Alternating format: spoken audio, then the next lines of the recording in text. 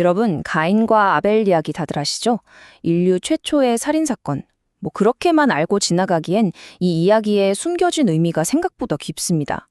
만약에 말이죠, 우리가 이 익숙한 이야기의 진짜 핵심을 놓치고 있었다면 어떨까요? 오늘 한 설교를 바탕으로 두 형제의 운명을 완전히 갈라놓은 그 결정적인 한순간이 과연 무엇이었는지 한번 제대로 파헤쳐 보겠습니다. 자, 이야기의 표면은 이렇습니다. 형 가인은 농부, 동생 아벨은 목자였죠. 둘 다 신에게 제사를 드렸는데 결과가 완전히 엇갈리면서 결국 끔찍한 비극으로 이어집니다. 여기까진 다들 아시는 내용일 거예요. 그런데 오늘 우리가 살펴볼 설교는요, 바로 여기서 한 걸음 더 깊이 들어갑니다. 그냥 제사가 거절당해서 화가 났다, 이게 아니라 도대체 왜, 무엇 때문에 거절당했는가, 그 근본적인 원인을 집요하게 파고들거든요. 도대체 뭐가 문제였을까요? 왜 한 명의 제사는 받아들여지고 다른 한 명은 거절당했을까요? 이 둘의 운명을 가른 결정적인 차이점, 그게 과연 뭐였을까요? 이 설교는요, 우리가 보통 생각하는 그런 뻔한 답이 아니라 전혀 다른 곳을 가리키고 있습니다. 바로 이것에 주목하라고 말이죠. 이 설교의 주장은 아주 명확해요. 문제는 말이죠, 그들이 농부였냐, 목자였냐, 누가 더 부자였냐, 이런 외적인 조건이 절대 아니었다는 겁니다.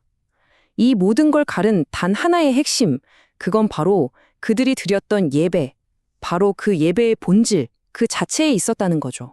자, 그럼 이 예배라는 중심 주제를 한번 제대로 파고 들어가 볼까요? 이 설교의 가장 중요한 포인트는 이겁니다.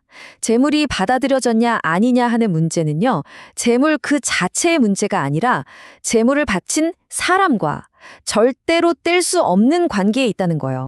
여기에 정말 흥미로운 지점이 있어요. 이 설교가 성경 구절에서 딱 짚어내는 아주 작은 디테일이 있거든요. 바로 과라는 한 글자입니다.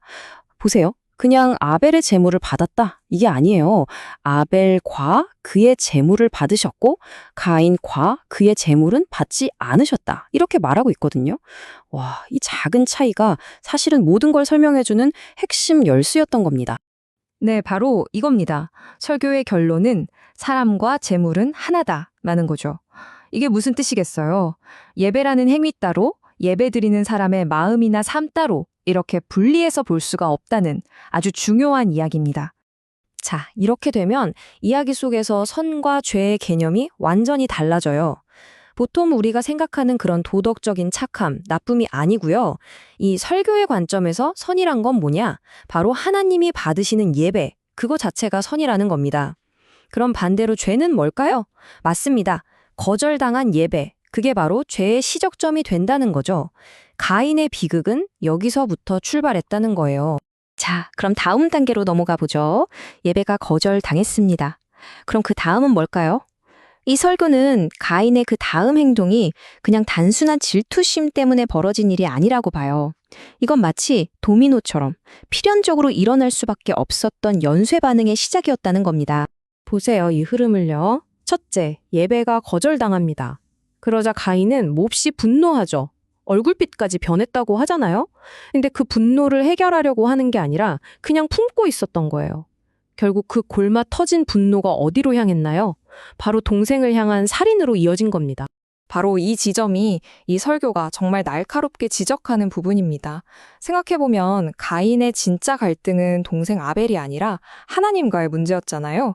그런데 그 폭력은 동생에게 향했어요.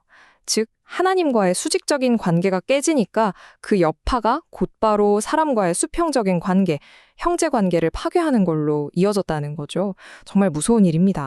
그리고 이 비극의 여파는 가인 한 사람에게서 끝나지가 않습니다. 이 설교는요, 여기서부터 시작된 두 개의 가문, 즉 가인의 후손과 나중에 태어난 셋의 후손을 비교하면서 이 두 가문의 역사가 결국엔 예배에 대한 두 가지 다른 태도의 연장선이었다고 설명하고 있어요. 먼저 살인 후에 하나님이 가인을 어떻게 대하셨는지 한번 볼게요. 이 설교는 이 부분을 굉장히 중요하게 다루는데요. 하나님이 다짜고짜 네가 동생을 죽였지? 하고 비난하신 게 아니에요. 네 아우 아벨이 어디 있느냐? 이렇게 질문을 던지시죠. 이건 가인에게 스스로 고백하고 돌아올 기회를 주신 거라는 해석입니다. 심지어 그를 보호하는 표까지 주시잖아요. 이건 죄의 낙인이면서 동시에 하나님의 자비이기도 하다는 거죠.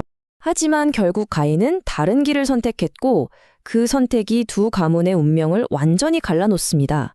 이 표를 보시면 그 차이가 한눈에 들어오죠? 가인의 후손들은 하나님을 떠나서 폭력과 교만이 점점 더 심해지는 길을 걷습니다. 반면에 아벨을 대신해서 태어난 셋, 그 후손들은 어땠나요?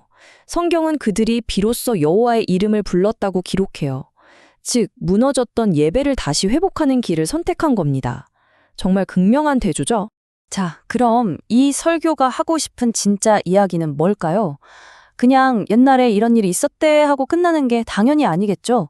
이 오래된 이야기가 사실은 시대를 초월해서 바로 오늘을 살아가는 우리에게도 똑같이 적용되는 아주 중요한 원리를 담고 있다는 겁니다.